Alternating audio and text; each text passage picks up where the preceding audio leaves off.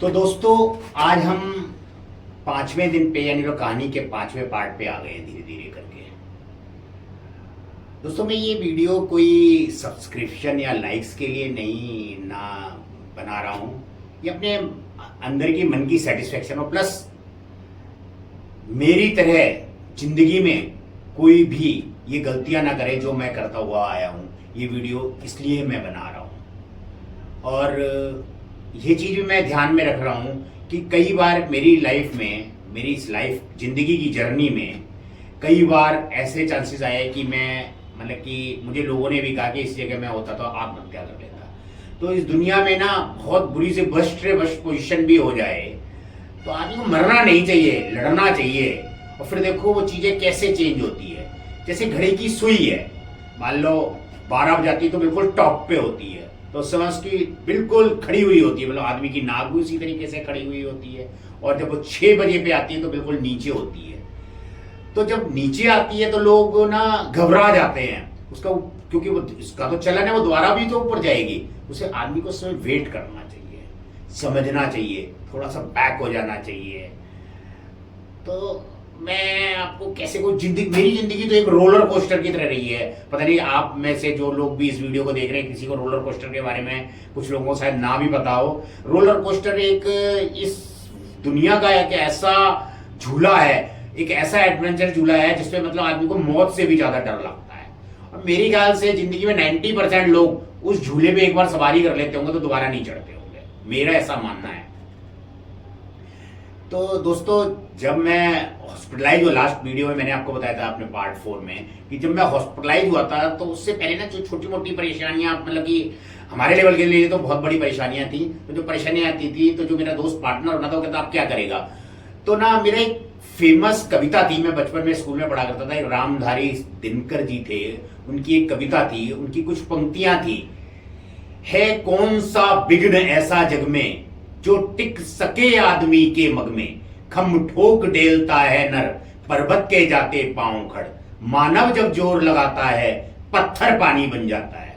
मतलब इस दुनिया में एक इंसान ही ऐसा है, अगर वो अपनी करनी पे आ जाए तो सब कुछ हासिल कर सकता है, सब कुछ कर सकता है। और आप अगर बड़े जो लोग बहुत पॉपुलर हुए हैं, लोग जिनको लोग जानते हैं, उनकी आप जीवनियां पढ़ोगे तो उनका लोगों ने मजाक उड़ाया है दोस्तों, उनको लोगों ने पागल कहा है और उनको कहा ये जिंदगी में कुछ नहीं कर सकता, और उन्होंने वो करके दिखाया जो कि आज किताबों में लिखा हुआ है। और जो लोग कहते थे उन्होंने आज तक कुछ नहीं किया, वो सिर्फ कहते ही रह गए हैं। तो इस दुनिया में ना जो समाज है, ये कोई समाज है ही नहीं, समाज इस दुनिया में होता ही नहीं। और लोग कहते हैं ना कि थोड़ी सी मुसीबत आती है और भगवान के सामने खड़े होते हैं, भगवान ये दे दो, भगवान वो दे दो, भगवान वो दे दो। भगवान आपके अंदर है, आप सोच के देख लेना, आप अंदर से सोचो, देखो भगवान आपके अंदर है। तो इस कविता में ना जो शब्द है, तो जब भी कोई परेशानी आती तो मेरा दोस्त हमेशा कहता था देख खम ठोक डेलता नर आ गया, देखो खम फेंक डेलता नर आ गया। और इन्हीं सब बातों से आगे चल के मेरे दोस्तों में मेरा नाम मर्द के नाम से मैं फेमस हुआ था। तो दोनों नमस्कार, मैं ठाकुर सुनील चौहान अपनी जिंदगी की जर्नी का पार्ट 5 लेके आपके सामने प्रस्तुत हूँ।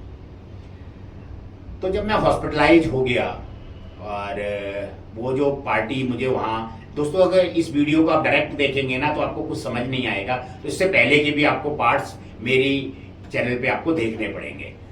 तो वो जो मुझे वहाँ ले गया था उस जगह पे जहाँ मेरा यूनिट खोला था, और उसके पास मेरे काफ़ी पैसे लगे रहे करते थे उस जमाने में। जब मैं हॉस्पिटलाइज हुआ था उससे उस समय मैंने 45-50 हज़ार रुपये ले लिए थे। मैं हॉस्पिटलाइज हो गया और मतलब मुझे अग्रसेन में रेफर कर दिया गया। मैं वहाँ तो वहाँ पर उन्होंने 20-30 हज़ार रुपये एडवांस जमा कराने के लिए कहा।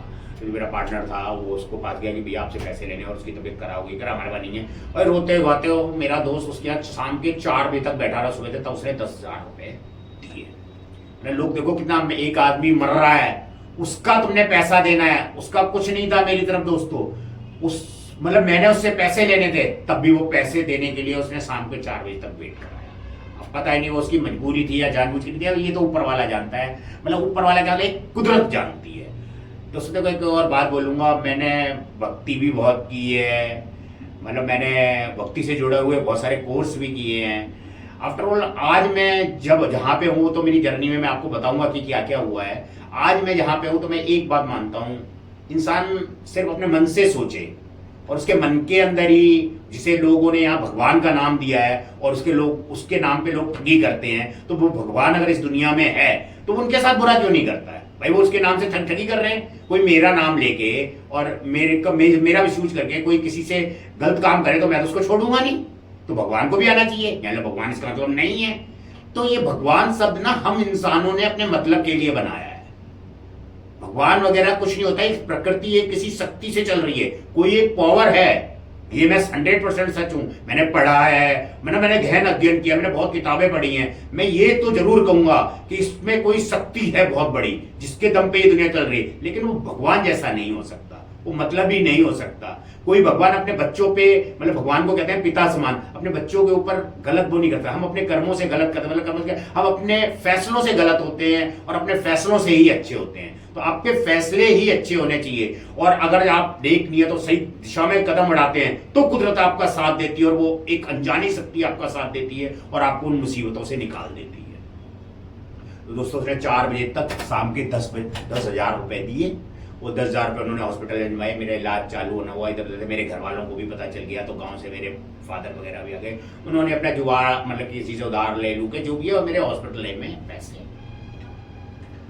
दोस्तों 10-15, मतलब मेरे को कुछ भी पानी भी देते थे तो वॉमिटिंग हो जाती थी। तो 1 दिन तक उन्होंने सारे चेकअप कर लिया क्रिश्चियन वालों को बीमारी नहीं समझ में आई।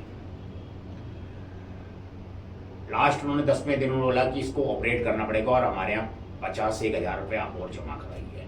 भाई मेरे जो मेरा दोस्त पार्टनर था, अपने जो भी और 1-2 क्लाइंटों से पैसे लेने कुछ उससे लिए 10-20 हज़ार रुपये वो इकट्ठे करके लाया। बाकी मेरे फादर ने पैसे इकट्ठे किए और वो हॉस्पिटल में पैसे जमा कराए गए।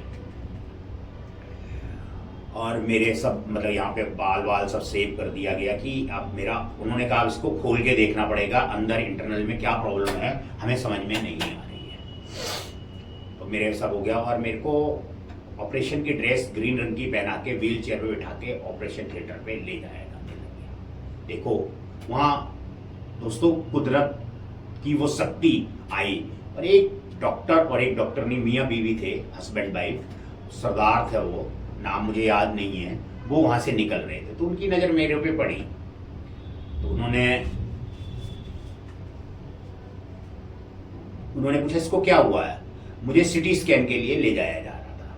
तो उनका पता नहीं क्या हुआ, 10 दिन से इसको कुछ भी देते इसको वॉमिटिंग होती है, सारे चेकअप कर लिए और समझ में नहीं आ रहा है। तो मेरा वहाँ सिटी स्कैन करवाया गया, सिटी स्कैन की रिपोर्ट्स आई। तो सरदार जो आया था वो किसी बहुत बड़े हॉस्पिटल में कंसल्टेशन के लिए जाता, मतलब कॉल्स पे जाता था। मतलब जो बड़े बड़े डॉक्टर होते हैं वो हर हॉस्पिटल में कॉल्स में जाया करते हैं, तो वो वहाँ जाया करता था। तो वो उस हॉस्पिटल में भी किसी की कॉल पे आया था, पता नहीं क्या इंसानियत के नाते या वो कुदरत की जो शक्ति थी वो मुझे बचाना चाहती थी, जो भी, मतलब कि वो इस समय एक मिरेकल, एक चमत्कार हुआ। और वो मेरे को देखने, मैं आईसीयू में एडमिट था, वहाँ आया और उसने मेरे को देखा और ये और उसने कहा सिटी स्कैन की रिपोर्ट लगा, देख के पता ही नहीं, उसने कहा इसको ऑपरेट करने की जरूरत नहीं है, इसके लीवर्स में प्रॉब्लम है। तो लीवर के टेस्ट जो होते थे उसमें वो प्रॉब्लम्स नहीं आती थी। उसने बड़े बोझ से किया, तो उसने कहा इसके लीवर में पानी भर गया है और इसके लीवर अब्सेस हो चुके हैं और लीवर वर्क नहीं कर रहा है, इसलिए प्रॉब्लम आ रही है, इसको खोलने की जरूरत नहीं है। और बाय इंजेक्ट, मतलब कि जो भैंसों को इंजेक्शन लगाए जाते हैं इतने बड़े बड़े दोस्तों, वो मेरी पीठ पे डाल के वो पानी को खींचा जाता था। धीरे धीरे मैं रिकवरी हुआ, मतलब महीना, मतलब 27-28 दिन में हॉस्पिटलाइज रहा। और जो भी था मेरे, मतलब कि एक रिश्तेदार थे चाचा, उनसे भी कुछ पैसे 10-15 हज़ार रुपये लिए गए, 10-15 हज़ार इधर उधर से कर करके वो हॉस्पिटल का। अब दोस्तों लास्ट के समय में 30-40 हज़ार रुपये का मेरा बिल हो गया। उन्होंने मुझे जनरल वार्ड से निकाल, मतलब कि प्राइवेट वार्ड से बिल भरो, इसको अब डिस्चार्ज करना है, ये वो। अब पैसे तो खत्म, पैसे तो किसी के पास है ही नहीं। जो पैसे थे, जो कर्जा वर्जा लेना था लोगों से वो ले लिया, जिससे भी जो लिया गया वो ले लिया गया, अब पैसे ही नहीं। तो हॉस्पिटल वालों ने कहा जब अगर आप इसको ज्वाइन करते हो, उन्होंने मुझे जनरल वार्ड में फेंक दिया।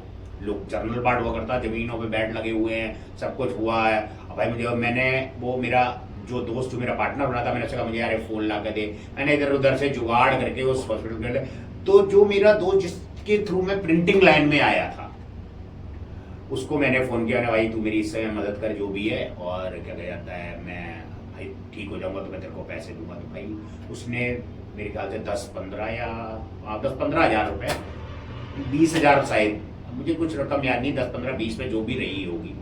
मैंने उसका वापस किया है बाद में, ऐसा नहीं है। मैंने 10-15-20 हज़ार उसने दिए तो मेरे को हॉस्पिटल से छुट्टी मिली भाई, मैं 1 महीने बाद आज़ाद हुआ। इस बीच मुझे पता चला कि वो जो प्रेस वाला था जो हमें वहाँ ले गया था, उसने हमारे उसमें ताला लगा दिया। प्रिंसेस में मकान मालिक का किराया नहीं दिया हुआ था, वो मकान मालिक उसने ही जगह दिलवाई थी, मकान मालिक ने उससे कहा, उसने कर ताला वाला लगा दिया। और मैं जब हॉस्पिटल से आया तो मैं घर गया तो मेरे से ना एक कदम भी चला नहीं जाता था, मतलब थोड़ा सा चलता था तो मुझे वीकनेस थी तो मैं बैठ जाया करता था। तो मुझे ये सारी समाचार मेरे उस पार्टनर ने दिए कि भाई फैक्ट्री हमारी बंद हो गई है, ये है वो है। मैंने चलो मैं इससे बात करूंगा, ये वो भाई। तो अब शरीर में जान नहीं, लेकिन खाने के लिए बच्चे हैं, किराए का घर है, सब चीज सर के ऊपर है। जो डैडी से लेना था वो ले चुके थे, मतलब हमारे डैडी का भी कोई इतने पैसे नहीं थे क्योंकि उनके भी अपने खर्चे थे। और उनके भी वो मतलब मेरे डैडी आर्मी में रहने पे वो भी शराब के इतने आदी थे कि मतलब कि वो जितनी भी पेंशन आया करती आधी ज़्यादा तो शराब में, वो हमारी मम्मी थोड़ा सा बचा चुके वो घर को चलाया करते थे। थोड़ी बहुत हमारी खेती, हमारे खेत भी बहुत ज़्यादा बड़े नहीं थे तो उनसे खेती से कुछ फसल वगैरह हो जाया करती थी, तो इतना मजबूत घर हमारा नहीं था। तो दोस्तों मेरे को तीसरे दिन मेरा दोस्त स्कूटर पे बिठा के फैक्ट्री का ताला लगा था। तो मैं उस प्रेस वाले के कहा, भाई तू ऑफिस नहीं खोलेगा तो हम लोग काम नहीं करेंगे तो पैसा कहाँ से आएगा, ये वो तुमने। मैंने भाई अब सब हो जाएगा धीरे धीरे करके, ये है वो है।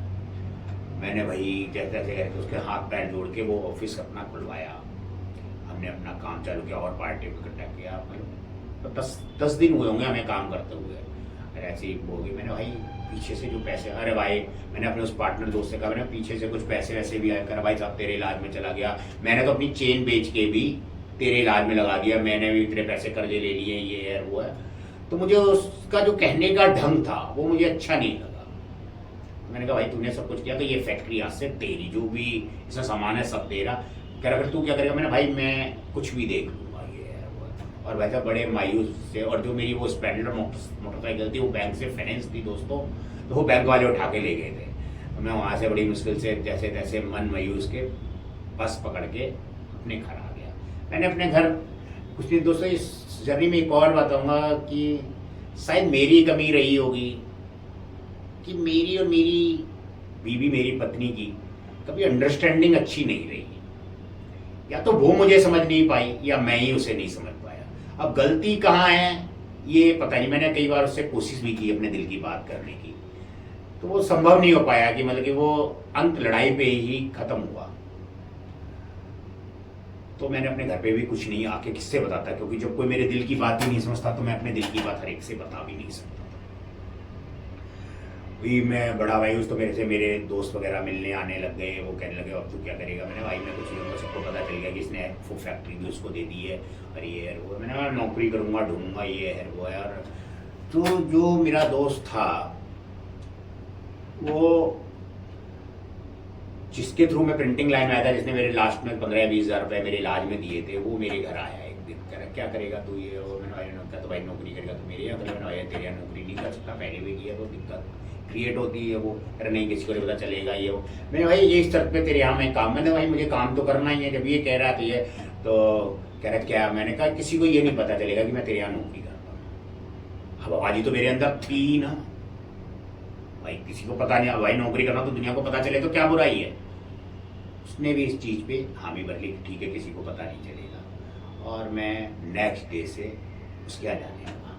तो दोस्तों आपको मैंने चौथे एपिसोड में बताया था कि मेरी वाइफ उस समय प्रेग्नेंट थी और हम अबॉर्शन कराने गए थे। नेक्स्ट डे हम भर्ती हो गए। तो वो जो 1 महीने का पीरियड निकल गया और हमारे हालात नहीं, तो वो 1 महीना और पीरियड निकल गया। 2 महीने जब हम डॉक्टर के पास गए तो उन्होंने उसको अबॉर्ट करने से मना कर दिया कि अब ये बच्चे को हम अबॉर्ट नहीं कर सकते।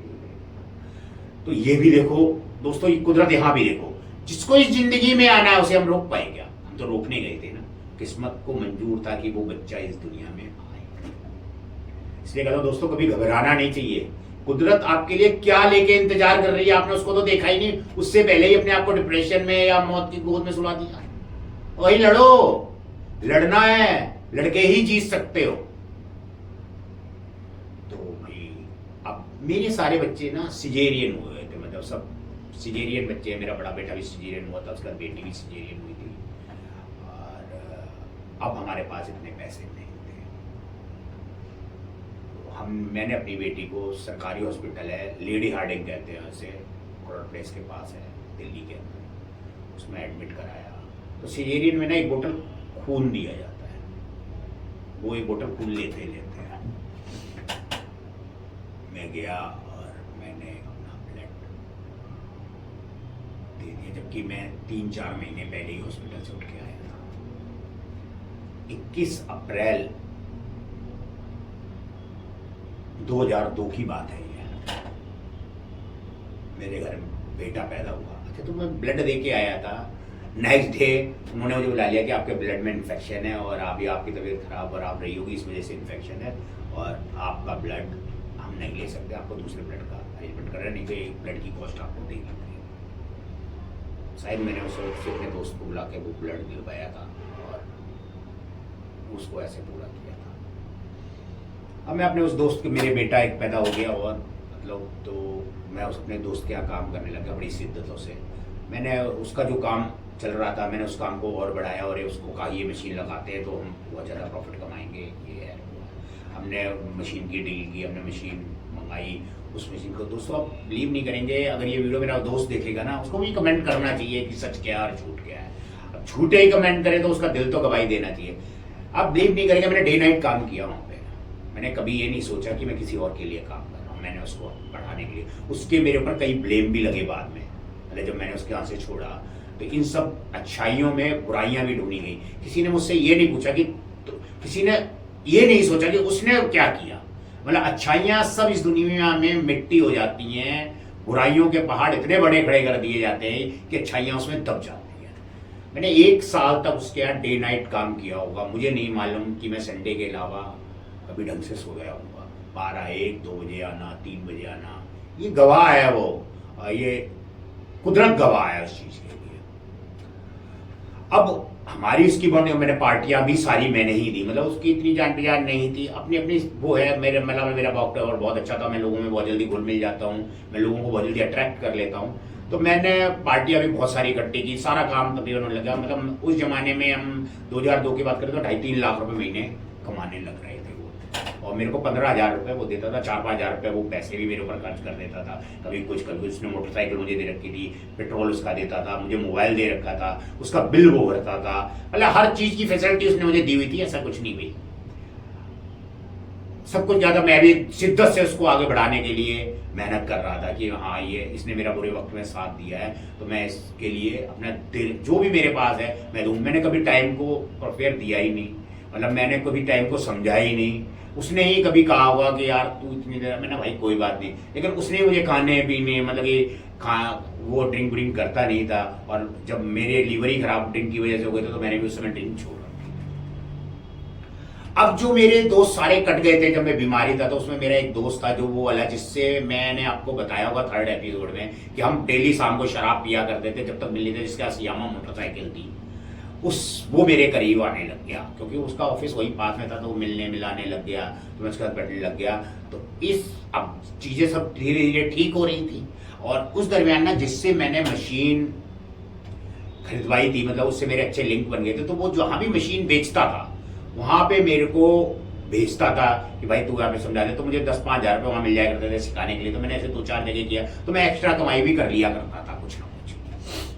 मैंने बहुत सारे लोगों को, लड़कों को ऑपरेटर बनाया है, मतलब कि मैं उस इमेज सेटर का ऑपरेटर था, तो मैंने कई लोगों को सिखाया है और मैं उनको इससे मैं चार्ज किया करता था। तो संडे टू संडे मैं उस दोस्त के पास, यामा वाले दोस्त के पास, मैं उसका नाम यामा वाले दोस्त ही कहूँगा, आगे भी वो कहानी का बहुत अजीब पात्र है, वो कई बार मेरी इस दुनिया में आएगा। तो बस यामा वाले दोस्त के पास जाया करता था शाम को, और वो भाई वो तो शराबी था ही, तो उसके यहाँ बियर शेयर पीना दोबारा से चालू किया संडे टू संडे। फिर जिंदगी मतलब जब सही होती है ना तो मैं बिगड़ता हूँ। जिंदगी में अब जाके समझ में आया कि गलतियां कहाँ थी। इसलिए दोस्तों मैं आपको बता रहा हूँ कि आप वो गलतियां ना करें जो मैं करके आया हूँ।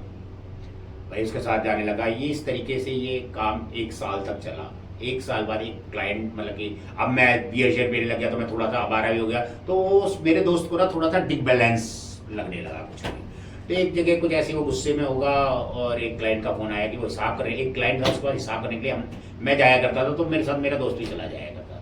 तो उसने कहा कि वो उसको सुनील को भेज देना, पेमेंट ले जाएगा और हिसाब कर लेगा। कि कह रहा मैं आ जाता हूँ, कह रहा नहीं हमेशा तो आप आ जाना लेकिन उसको हिसाब पे लेके आना। कह रहा अगर वो नहीं आया तो कह रहा ऐसा कुछ नहीं है, आप उसको ले आओगे तो ज़्यादा अच्छा रहेगा, हम मुझसे महीने में एक बार मिल लेते हैं, मैं अच्छा लगता है। कह रहा भाई मालिक मैं हूँ, वो हमारे यहाँ नौकरी करता है, तो मैं आता हूँ, ये है वो है। अब भाई उस क्लाइंट ने वो फ़ोन मुझे करके बता दिया। अब भाई मुझे बहुत बुरा लगा, ये वो मैंने अपने दोस्त से बात करनी बंद कर दी और हमारे बीच खींचाखींची चालू हो गई। अब मैं ऑफिस जाना, कभी लेट जा रहा हूँ, कभी जल्दी आ जा रहा हूँ, कुछ उसको बता नहीं रहा हूँ, फ़ोन कर रहा है तो मैं उठा नहीं रहा हूँ। मैं उसके साथ वो क्योंकि उसने उससे कह दिया तो मेरे ईगो को चोट लग गई, मैं तो मेरी तो पोल खुल गई। सच्चाई तो बोली थी उसने, तो उसने गलत क्या बोला? वही मालिक था, मैं तो नौकर था। उसने तो सच ही बोला, झूठा तो मैं था। लेकिन मुझे बहुत बुरा लगा ये वो, और मैं अपने उसी दोस्त यामों वाले दोस्त के साथ बैठने लग गया, रोज दारू पीने लगे ये वो। 3-4 दिन बोलता हम काम करेंगे, कितनी कमाई। अच्छा उसने वो बहुत चालू था, उसने सारी चीजें ले ली, कितनी कमाई होती मैंने इतनी कमाई होती, ये वो करा, हम काम करेंगे, मैंने पैसे तो है नहीं। अच्छा इस दौरान जो 1 साल में मैंने एक छोटा सा प्लॉट खरीद दिया था जिसकी कॉस्ट करीबन 1.5 लाख रुपए, 1.5-2 लाख रुपए थी। और उसमें भी मैंने 60-65 हजार रुपए अपने उस दोस्त से लिए थे, जबकि जब मैं अलग हुआ था तो उसने वो कहा मेरे 60-65 हजार रुपए दे। तो मैंने जब मशीन उसको दिलवाई थी तो मशीन वाले का कुछ पैसा बैलेंस था जो कि हमने गोलमाल कर दिया था। तो मैंने उसको कहा भाई उसमें से आधे पैसे मुझे दे दे जो गोलमाल करवाया है, मतलब मैं ऐसा था। मैंने उससे पैसे लिए और मैंने जो बचवाया था उससे भी आधा हिस्सा तो भाई वो भी नहीं मांग सकता था। तो वो बात वहां पे खत्म हो गई। और भाई वो 2-3 दिन बाद मेरा दोस्त मेरे को एक होटल में, अच्छा उसने पूरा प्लान बना लिया कि अब मुझे इसके साथ पार्टनरशिप करनी है, यहाँ वाले दोस्त ने, और इनकी दोनों की लड़ाई लड़वानी। वो इस चीज में बहुत माहिर था, मतलब कि किससे किससे लड़वाना है, किसके साथ क्या करना है, वो उसमें माहिर था।